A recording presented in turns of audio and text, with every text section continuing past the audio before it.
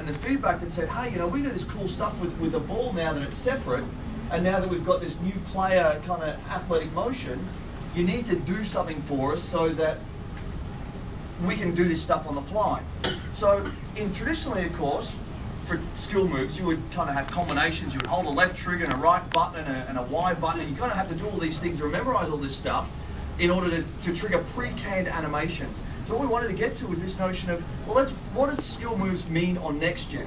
And so the first thing we wanted to do was start to give the player control over the ball in its most basic sense.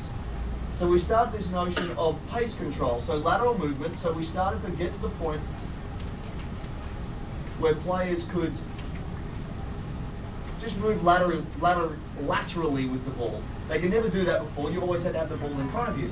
And then we said, okay, so what comes after that? So if that's the most basic, the ability to move sideways, you see that a lot in the game, what is the next basic building block of a skill move? So we started to look at the body feint.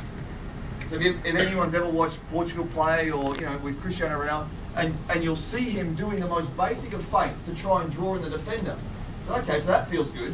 What comes next? Well, it felt like the step over's next. And then, of course, you start to move into 360. Now, instead of kind of pushing single buttons and combinations, it's all, so to trigger pace control, left trigger, and then everything is on the right stick. It's all very intuitive. So as I move, and what you're seeing Ronnie do here, let's get it.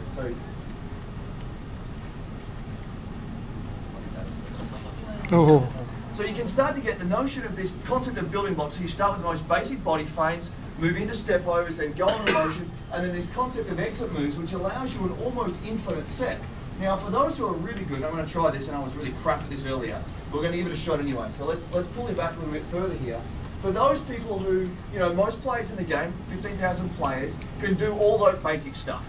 When you start to get a Ronaldinho or Cristiano Ronaldo, or Thompson maybe, then you can start to do some more interesting things. Let's see if we can do a rainbow here. Oh no, Cristiano Ronaldo chopped. And over his head you go. So once again, it's all on the right stick. So this notion of anything that you can do inside and outside with the right stick. So what I'll do is I'll hold it here. So we start to see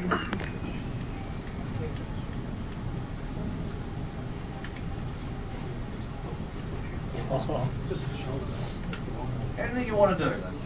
The freedom is yours. So the idea that we want to get to here was that you as a gamer, if you play more than someone else, you get rewarded for the time you spend with the controller.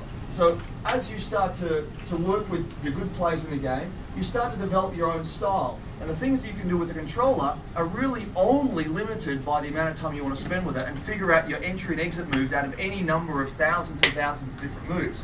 So the thing here is that not only can you replicate the moves of Ronaldinho, but you start to develop your own style.